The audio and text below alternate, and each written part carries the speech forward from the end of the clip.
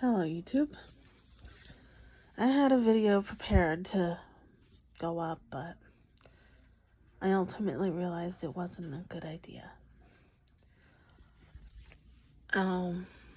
As you can see, I'm home. I actually filmed it at my fiance's house. I'm realizing more and more that as much as me and him have a lot of issues, he really is one hell of a person and amazing. And I know I'm probably gushing, but I don't care. Outsiders think that our relationship is one way when it really isn't. I've been very misunderstood when it comes to our relationship. And I don't know what to do about that. He said to ignore it, don't let it get to you and whatnot, and I get where it's coming from. He doesn't care. Well, except for his aunt. Yeah. It's a whole other can of worms. She doesn't know we're engaged, but at some point she will find out. Until then, doesn't matter what she thinks. But everyone else thinks a lot of crap about me, like that I mistreat him, that I'm demanding of him, and that I say a lot of bad shit to him, and that's not even a little true. He knows me well, and I mean very well, that even though I can tell him to go to hell, it doesn't mean what it means. I'm not saying that that condones what I say. I'm just saying that nothing is ever what it seems when it comes to me and my fiance. I treat that man like a king because he is definitely deserving of it. And as of late, he has been very deserving of it. He is the most generous and hardworking and devoted and sweet and kind person I've ever met. Yeah, I'm gushing. He deserves it. Every now and then he does deserve it. Yeah, not saying our relationship is always peaches and cream. Trust me, we have issues. Not huge ones, but some.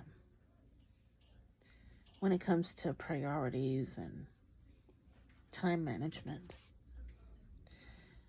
He's always working for the 90% of our relationship, and then when it comes to time, it's like we don't have hardly any together, And I get that he has to work, so no, don't go there. I've been told that every time I say something, every time I complain, everyone says, well, he has to work.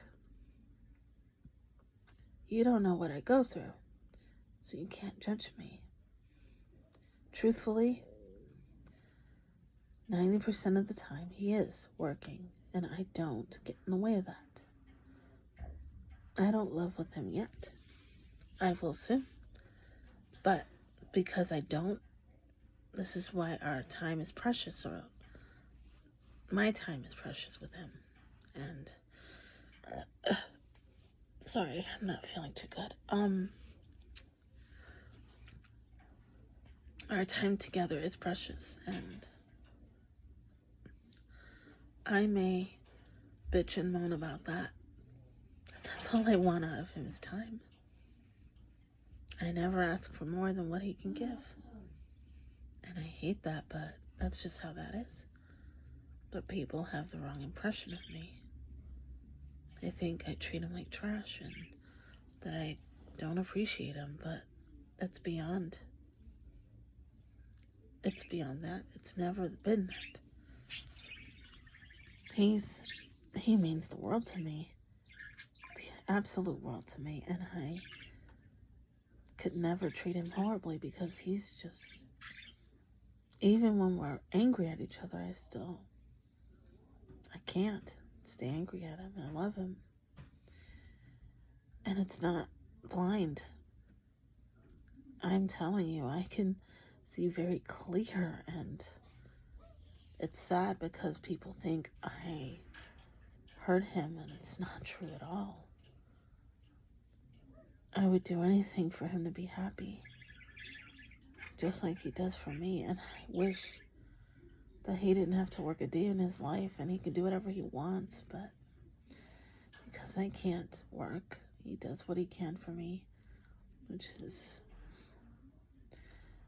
I even told him earlier, I'm more trouble than I'm worth. Why would you want to stay with me? And he says, because I love you, and I don't give a damn what anyone else thinks or says.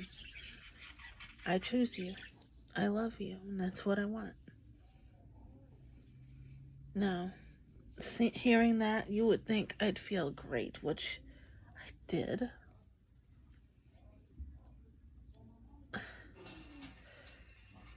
YouTube ads, sorry. Anyway. Oh, brother.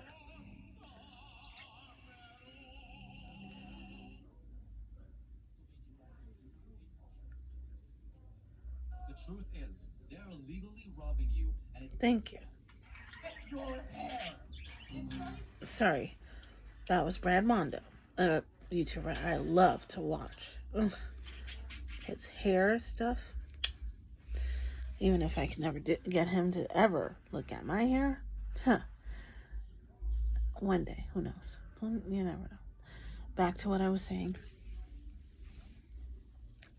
When I heard him say that, I wanted to cry because I don't think anyone's ever shown me that much loyalty and love ever in my life. Aside from some people that I know. He knows. I mean, another YouTuber, a friend of mine, Trilogies. He definitely is the best person I've ever met besides my fiance. Sweet, kind, funny. And I swear, the videos, you gotta watch them. Back to what I was saying. I felt all sorts of great when he said that. And then I'm like, I don't want to do this to him. I was so close to saying it's over and here's the ring. Not because I didn't love him, but because I love him so much that I don't think he deserves to go through all that for me. That he sat right next to me and said, listen, I don't care what they say about you. I love you, and that's it. I let too many things get in the way of us the first time around. I'm not doing it this time. Nothing is going to break us up but us. Even though that's not going to happen. I don't know. It's not that I don't want to be with him. I want that more than anything, but his family's been against me from the get, and I don't know what to do. You can't make everyone like you or love you or even tolerate you or even be civil. I get it. But this is just, it's hard. I mean, my other friend's going through hell because he wants to date and he hasn't been finding anyone. Amazing person, by the way. He thinks it's easy after you say, let's get married, right? No. I pointed this out last night. I said, I go through hell and back to keep my ring. Not because this means more than the possession, but the emotional and sentimental values of it. This is a symbol that he loves me and that he wants forever with me. And I definitely earned this because I go through so much to keep him and keep it happy. Because, trust me, it hasn't been easy between us. No. We have our issues like any other couple in this world, and they're not easy ones, no. But we keep it moving, we keep it going because we really love each other, and it's been nearly 4 years. Yeah, our anniversary is next month. Now that it is August, it is next month, quite literally. And I love him to pieces, and no one sees that. They only see the horrible stuff, even though there's no horrible stuff. Or at least they think they see horrible stuff. They think because they think I'm demanding, which is quite funny. And they think I control him, or that I do this, that, and the third. But nothing is further than the truth, which means I don't do any of that shit. Lord knows sometimes I wish I could, because I do miss him and I want him around more, but I don't control that either. He does what he wants, when he wants, and as much as he wants. Toby. Sorry about that. That was Toby. And Toby I got on the 4th of July. So he was 2 months when I got him. So that means he's 2 months prior to this. He was 2 months. Yeah. Now he's about 3 months. And so's Tony. Tony I got on the 18th. The irony of that day. It doesn't get lost on me. But the point is that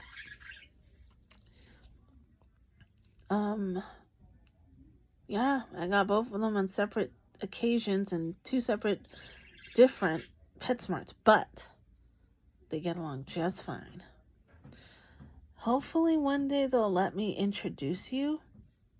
They're still skittish around me. It takes a long time. They have to go with me everywhere I go, except, well, when I go to my fiance's house, yeah, they go with me. I'm waiting till at least they're a year old at most before I can leave them alone. Although they can be left alone now if I want it, but I'm trying to be a good, responsible pet owner. It's just been hard. I want so much to be happy and have a future with my fiance, and, you know, but right now it's a little difficult because I have a lot of responsibilities on my plate too.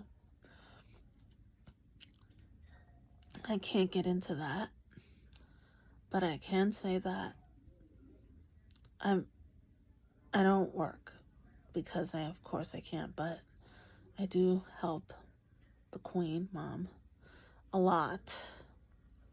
And my primary job is that. And trust me, it's a job. It's a job. I have to make sure she is okay all the time, which I don't care. That's my job as a daughter, I would say. And I have to make sure she's happy and healthy, and, well, as healthy as I can get it, you know. She has a lot of medical issues, not crazy amount, but some that are not easy to manage. So sometimes a lot of things go to the wayside. That's how the diabetes thing happened to me. When she got sick, I got sick around the same time.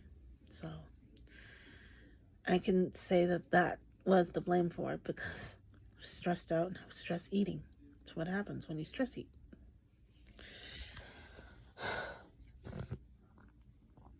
I tried so hard to make sure I'm there for her that sometimes my life, my relationship,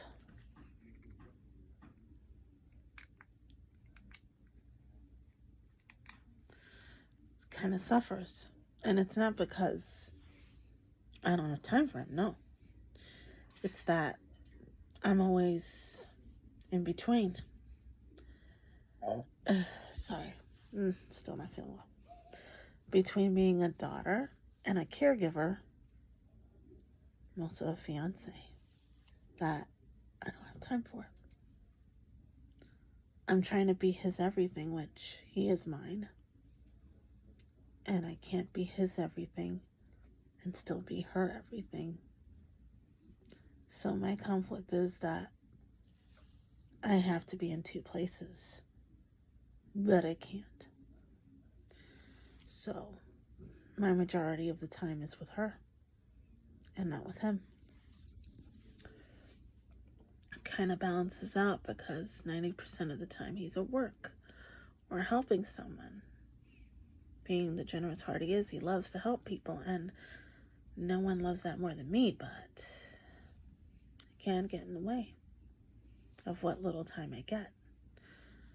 I get 2, maybe 3 out of the days of the week, if I'm lucky, to go over there and be with him. Of course, pet owner as well, so that means my babies have to go with. That's not a bad thing, but it's a little hard, but they have to. They're too young. The point is that between everything I have to do here, I never have any time hardly to go over there myself, to be there 24/7. I'm trying to find a go-between, but there just isn't one because I'm an only child. I have no older siblings. I had 2 step-siblings and 2 half-siblings I never see. I haven't seen them since I was little. I highly doubt that I'll ever see them, ever. My dad wasn't exactly the best person in the world. And he had 2 other children besides me. I was the youngest out of the 3. He had a daughter and a son. And he didn't treat us well. He at least saw them. Mom made sure I didn't see him. What little I did see of him, he was bad. He was mean. Wasn't exactly the best father in the world at all, actually. I never will know the luxury of hating him, because that would actually mean I know him enough to hate him, and I don't. He robbed me of that when he died, when I was little. I think I was about 2, maybe 1. He died by an overdose because he was a drug dealer, and he did his deeds. And I lived through that, which is great, but I never got to know his side of things or his side of the family. No, nothing. So my father's side will never be known. I have a stepfather. Doesn't speak much English, but that's my dad. That's my dad.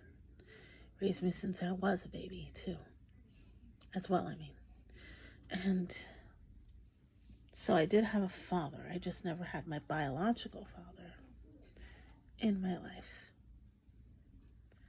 So, I'm sorry if this is getting too philosophical. I'm just saying that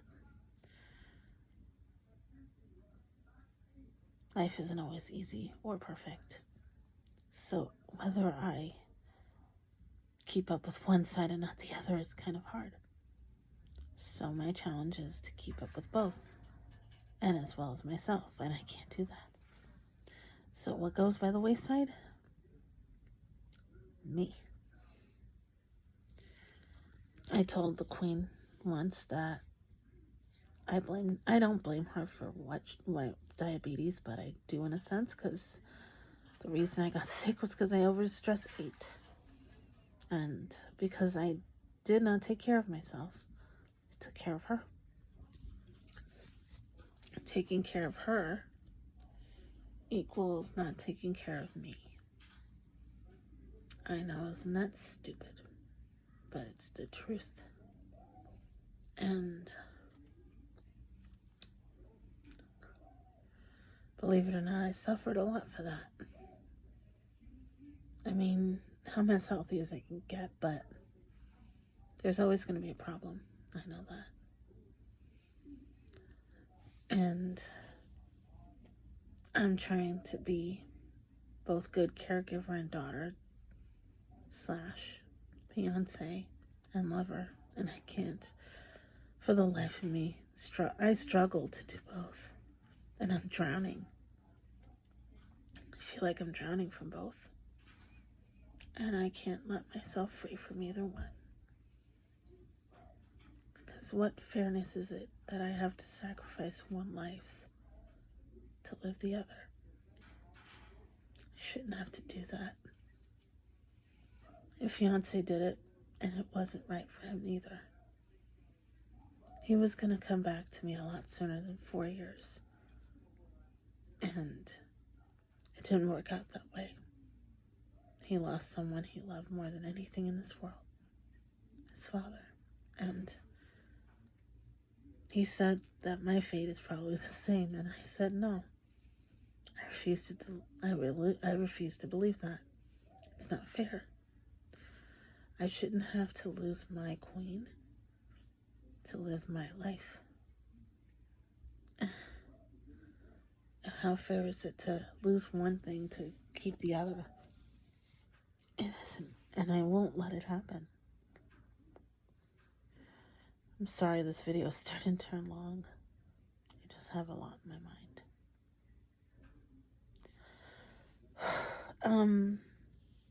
I had a nice Friday. I got to, oh no, it was Friday. I stayed here until Saturday, and Saturday was a little late day. I got to go to dinner with my fiance, just two of us, which doesn't happen often. It was really fun and really nice. So not everything was bad. I got to spend the night over there at his house with the babies, and I came home now. Well, earlier, but yes. All I know is that I tried so hard to be good to people because they're good to me. And I'm seen as a monster most of the time, and I don't know what to do about that.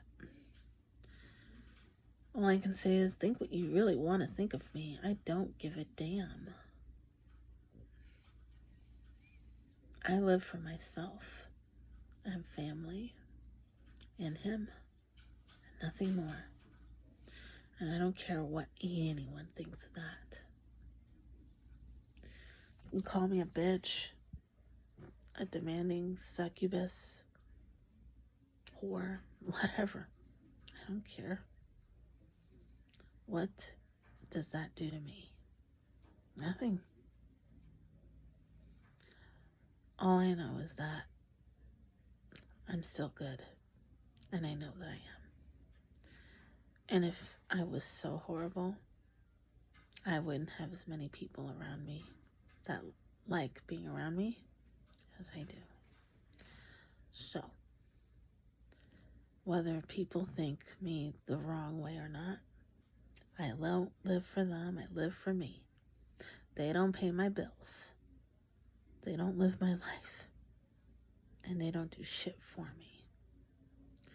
So, all I can say is, to those people that really think the wrong way of me, sorry. Not.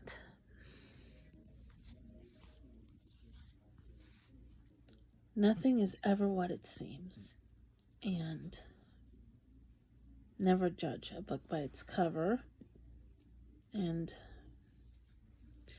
if you don't know the whole honest truth about something, don't judge it. I have to go. This video is way as long as almost the other one. So sorry. I think it's about 24 minutes. Sorry about that. Had a lot to say. But thanks for listening, and I hope that you keep watching. And thank you for watching.